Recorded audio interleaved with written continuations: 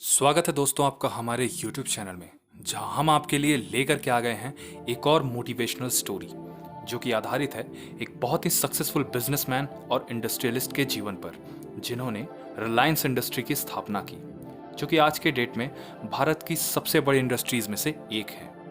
जी हाँ, धीरू भाई अंबानी। तो चलिए जानते हैं आखिर कैसे उन्होंने इतने बड़े साम्राज्य को खड़ा किया।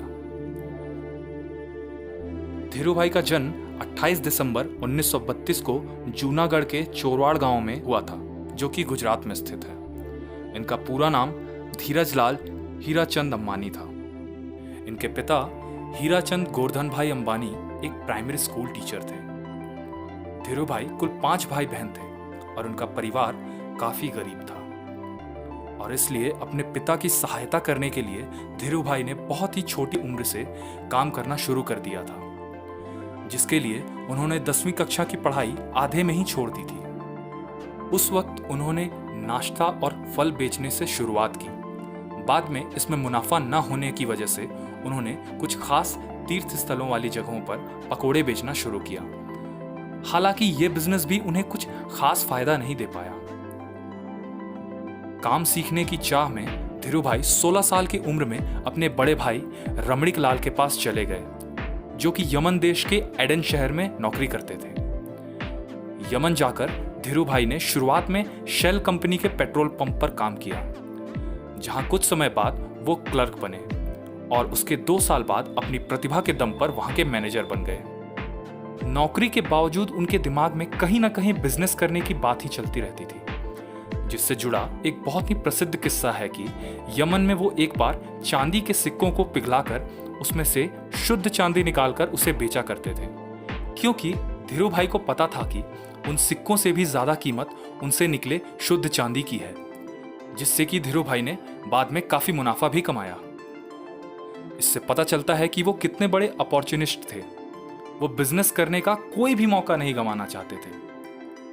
इसके बाद 1957 में जब यमन में आज़ादी की लड़ाई चल रही थी और यमन आज़ाद हो रहा था, तब वहां रहने वाले दूसरे देशों के लोगों को वहां से भगाया जा रहा था, जिसके चलते धीरू भाई को वापस इंडिया आना पड़ा।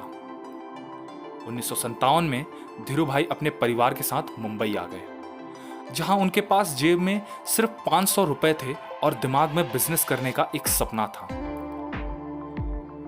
विदेशों में भारतीय मसालों की मांग को देखते हुए 1958 में धीरू भाई ने अपना बिजनेस मसालों के एक्सपोर्ट से शुरू किया, और इसके साथ ही भारत में पॉलिएस्टर कपड़ों की मांग देखते हुए उन्होंने अपना दूसरा बिजनेस पॉलिएस्टर धागों के इंपोर्ट से शुरू किया। और इस तरह शुरुआत हुई रिलायंस कमर्शियल्स की, जिसमें धीरू भाई के बिजनेस पार्टनर बने उनके चचेरे भाई चंपकलाल दमानी। धीरू भाई ने इस बिजनेस में अपनी अब तक की सेविंग्स का ज्यादातर हिस्सा लगा दिया था, जिससे कि पता चलता है वो कितने बड़े रिस्क टेकर थे। और इस तरह धीरू भाई और चंपकलाल के इस बिजनेस ने धीरे धीरे टेक्सटाइल के क्षेत्र में अपना पांव जमाना शुरू कर दिया। हालांकि धीरू भाई और चंपकलाल की सोच बिजनेस को लेकर बिल्कुल नहीं मिलती थी। एक तरफ जहां चंपकलाल सोचते थे कि बिजनेस को हमें आराम से और बिना कोई रिस्क लिए करना चाहिए, वहीं दूसरी ओर धीरू भाई का मानना था कि बिजनेस में आगे बढ़ने के लिए रिस्क लेना जरूरी है।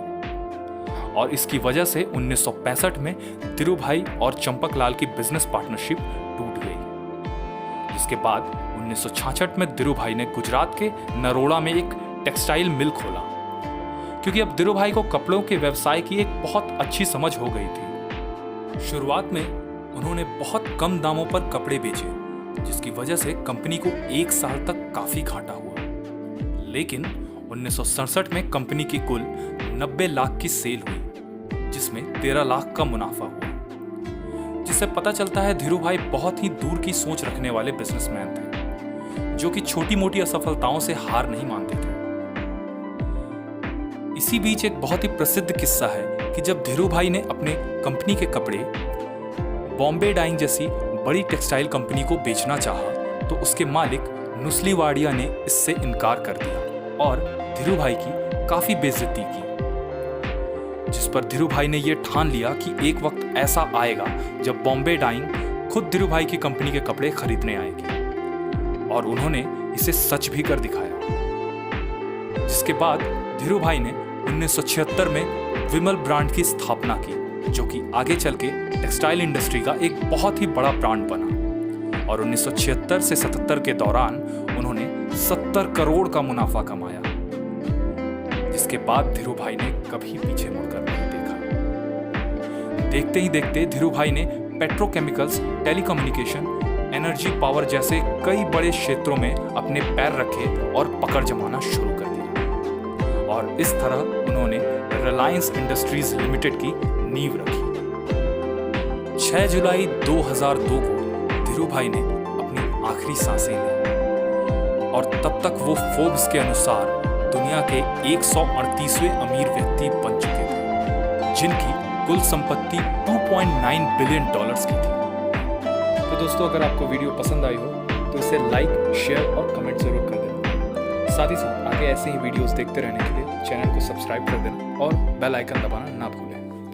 Thanks for watching.